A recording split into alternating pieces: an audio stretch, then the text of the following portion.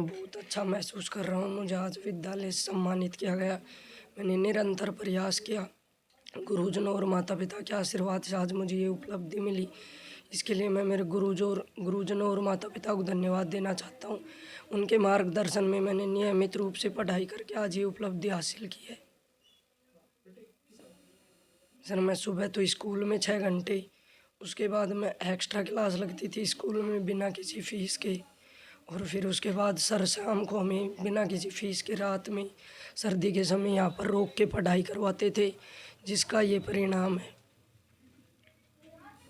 मैं उन बच्चों को ये कहना चाहता हूँ, नियमित रूप से पढ़ाई करें अच्छी टीम के साथ।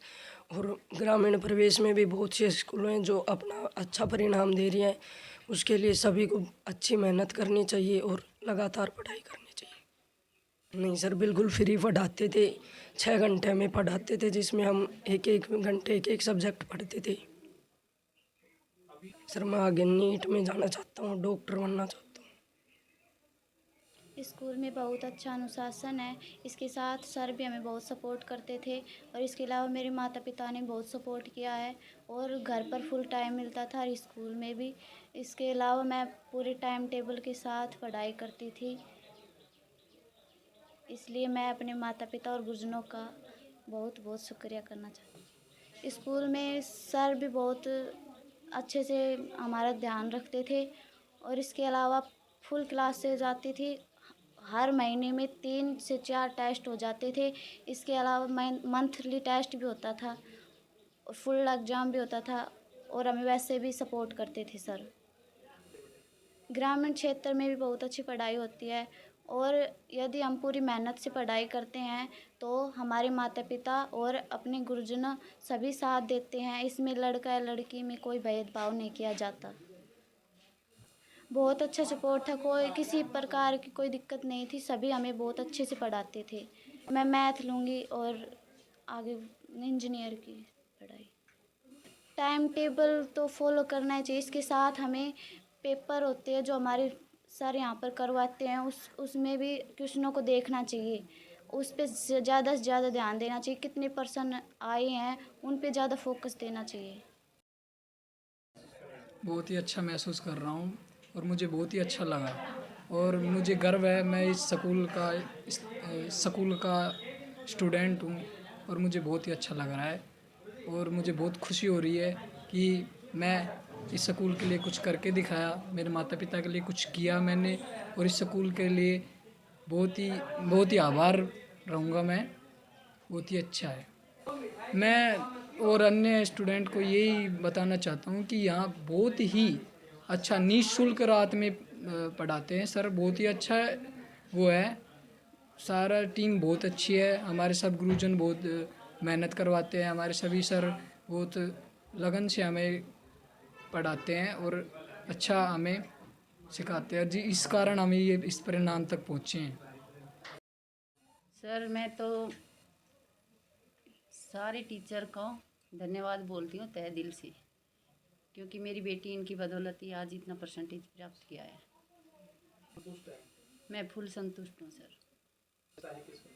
सारी व्यवस्था अच्छी है। मेरे 2 और भी बच्चे हैं, वो यहीं पढ़ेंगे अभी।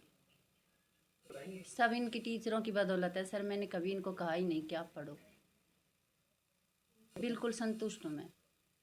मेरी बेटी सरकारी स्कूल से आई थी, जिस टाइम इसको कुछ नहीं आता था, सब यहीं आके ये सब कुछ सीखा है। जितना हो सके साहब, देखो ग्रामीण क्षेत्र में अपने यहाँ स्कूल है तो बहरोड से यहाँ बेटर है। देखो साहब, मेरी तो बच्ची जो नीरू है, इसने यही बोला है कि मम्मी बहरोड भी ऐसी पढ़ाई नहीं होती, क्योंकि यहाँ पे है ना खुल के पढ़ाते हैं सर। सर बहुत बढ़िया ही खुशी की बात है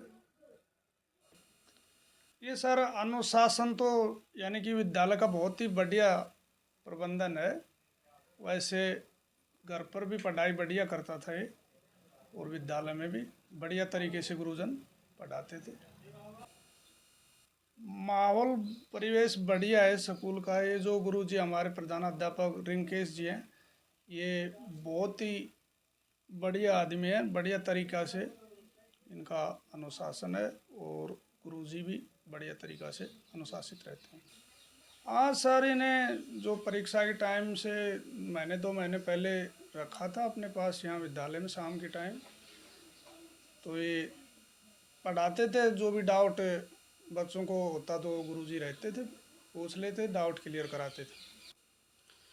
मैसेज यही है सर कि हमारे ये विद्यालय ग्रामीण परिवेश में एक छोटी सी फीस में हमें बहुत ही उत्तम शिक्षा दे रहे हैं, बिल्कुल ही कम फीस के अंदर।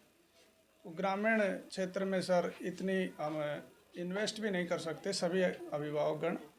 तो इसी के अनुरूप मेरा तो यही सजेशन है कि कम खर्चे में उत्तम शिक्षा मिल रही है।